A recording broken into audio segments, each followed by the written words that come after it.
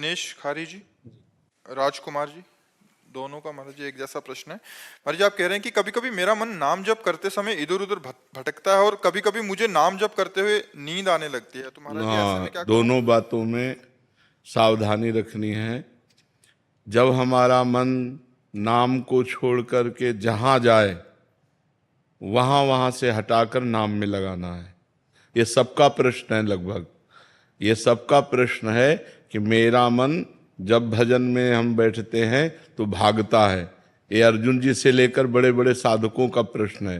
तो जहाँ जहाँ मन संसार में जाए वहाँ वहाँ से हटा करके हम नाम में लगाएं, या जहाँ जहाँ संसार में जाए वहाँ वहाँ हम भगवान को देखने की चेष्टा करें।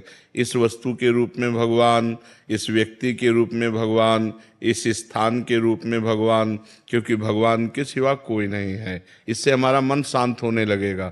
जहाँ जहाँ जाए वहाँ से हटा के नाम में लगाना, या जहाँ जहाँ जाए वहाँ भगवान को देखना। और तीसरी बात, अगर हम कुछ नहीं कर पा रहे हैं तो नाम पर ध्यान दें। तो हमारे मन से सब कूड़ा करकट निकल रहा है, जो गंदी बातें हमारे मन में भरी थी वो सब डिलीट हो रही हैं नाम जप के द्वारा। ऐसी भावना करें तो मन निर्मल होकर, ये 3 साधन बताए, इससे मन आपका एकाग्र होने लगेगा। रही नींद की बात, तो भोजन पर ध्यान दीजिए। भोजन सात्विक होना चाहिए। प्याज, लहसुन, मांस, मदिरा, अभक्ष्य भोजन, ये सब अगर त्याग कर दोगे तो शतोगुणी भोजन और 6 घंटे की निद्रा। अगर आप जो नींद ले रहे हैं वो 6 घंटे तो होना चाहिए। स्वस्थ शरीर के लिए 6 घंटे आवश्यक है।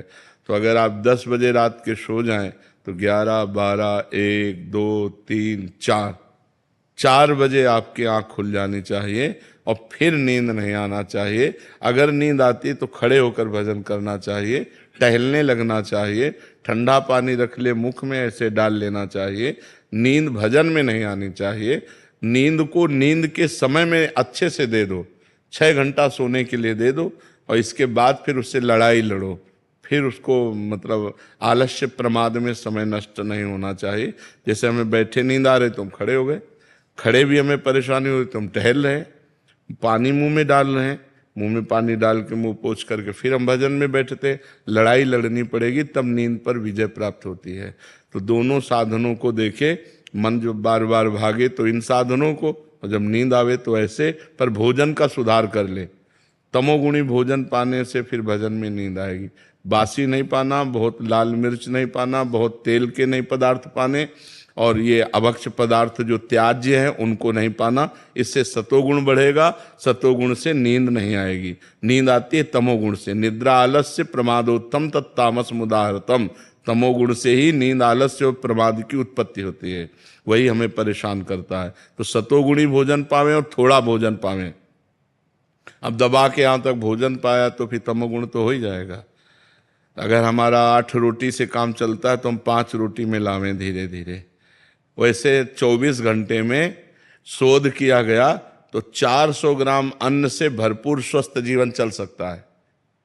पर अपने देखो, किलो 2 किलो तो एक बार में हो जाता है, सब्जी दाल और सब मिला के खान पान। अब पानी चाहिए। जैसे हम 1 किलो अन्न पाए तो हमें 2 किलो पानी चाहिए, उसमें डबल पानी तो हमें चाहिए ना। और फिर वायु के लिए जगह चाहिए। पेट में थे, अब पेट में दबा के अन्न ही भर लिया, फिर पानी तो ऊपर सांस फूल रही है और भजन में मन नहीं लगेगा, प्रमाद स्थिति। अल्पाहार, थोड़ा भोजन पाए, अच्छे से जल जितनी आवश्यकता है 3-4 लीटर 24 घंटे में तो जल चाहिए ही, और वायु के लिए जगह खाली रहनी चाहिए। तो साधक साधना कर सकता है। नहीं तो अब होड़ लगाकर भोजन पाने वाले हैं कि हम तो फिर भजन नहीं होगा। जिसका भोजन नीरस उसका भजन सरस, और जिसका भोजन सरस उसका भजन नीरस। पक्की बात समझ लो। भोजन में बेस्वाद पाना चाहिए, दाल रोटी सब्जी उसमें कोई स्वाद, लेकिन स्वाद नाम में लेना चाहिए। राधा राधा राधा, तब स्वाद आएगा। अब अभी तो भोजन और भोग यही 2 पिंड नहीं छोड़ रहे, रसेंद्री और जनेंद्री के भोग यही पिंड नहीं छोड़ रहे। तो खूब नाम बढ़ाओ आगे, धीरे धीरे ठीक हो जाएगा। श्री हरिवंश महाराज जी, आपके चरणों में कोटि कोटि प्रणाम। महाराज जी, आपकी कृपा से आपके बताए हुए मार्ग पर चलने की कोशिश कर रहा हूँ, लेकिन महाराज जी कोई भी संकल्प 15 से 20 दिन से ज्यादा उसका पालन नहीं कर पाता हूँ। उसका कारण है ब्रह्मचर्य की हीनता। आगे वही लिखा कि मतलब बार बार गिरा देती है ये काम वासना। तो महाराज जी जीवन मतलब मेन पॉइंट जो है वो ब्रह्मचर्य खंडन है। अगर थोड़ा ब्रह्मचर्य पर ध्यान दे दीजिए तो दिनचर्या ठीक हो जाएगी। ब्रह्मचर्यहीन पुरुष की कभी एक दिनचर्या नहीं चल सकती, ये पक्का नियम है। और ब्रह्मचारी की दिनचर्या में कभी फर्क नहीं पड़ सकता। इसलिए कोशिश करो नाम जप करते हुए पवित्र आहार, अल्पाहार लेते हुए, कुसंग का त्याग करते हुए, मोबाइल से या व्यक्ति से कुसंग न होने पावे, शास्त्र विरुद्ध संग न होने पावे, और अपने हाथ से कोई ऐसे आचरण न करे, तो फिर ब्रह्मचर्य का पोषण जरूरी है। परमार्थ में चलने के लिए ब्रह्मचर्य अति आवश्यक है।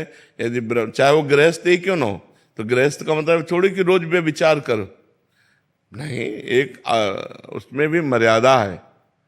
शास्त्र में वर्णन है कि मासिक धर्म के होने के 1 सप्ताह बाद पवित्र होने पर संतानोत्पत्ति के लिए गृहस्थ धर्म में लिखा हुआ है 1 महीने में एक बार संतानोत्पत्ति के लिए मासिक धर्म के 1 सप्ताह बाद बकाया ब्रह्मचर्य रहे। तो गृहस्थ में भी ब्रह्मचर्य की आवश्यकता है। ऐसा थोड़ी कि मनमानी आचरण तो फिर नष्ट हो जाएगा, क्योंकि जीवनी शक्ति है ब्रह्मचर्य, वो जब तक ठीक नहीं रहेगी तब तक ठीक नहीं रहेगा। तो ब्रह्मचर्य पर सुधार करो।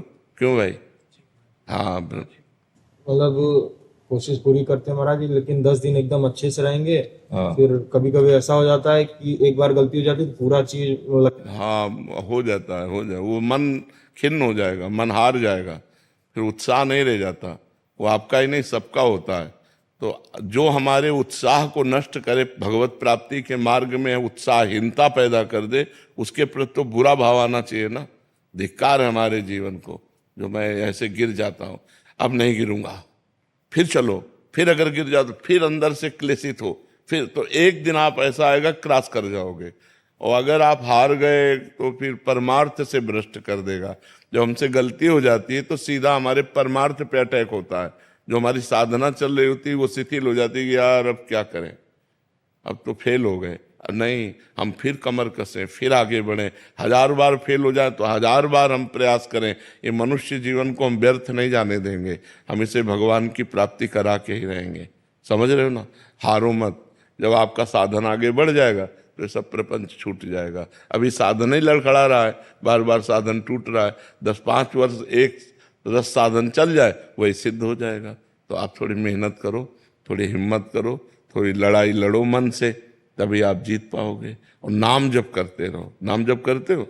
हाँ, नाम जप करते रहो और लड़ाई लड़ते रहो। ये लड़ाई है बहुत बड़ी लड़ाई, पूरे विश्व को चौपट किए यही मन, पूरे विश्व को चौपट किए। मनमानी आचरण भोग बस इसी में लगाए हुए।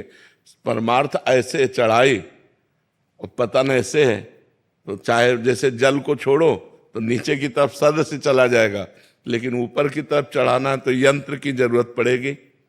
ऐसे ही मन को छोड़ो, भोगों में चला जाएगा, लेकिन ऊपर चढ़ाना है तो नाम और मंत्र की जरूरत पड़ेगी। जितना नाम और मंत्र जप करोगे उतना ही मन ऊर्ध्वगामी होगा, और जितना आप छोड़ दोगे उतना ही अधोगामी हो जाएगा। इसलिए खूब नाम मंत्र जप करो, और शास्त्र के अनुसार जो निषेध है उसका संग मत करो।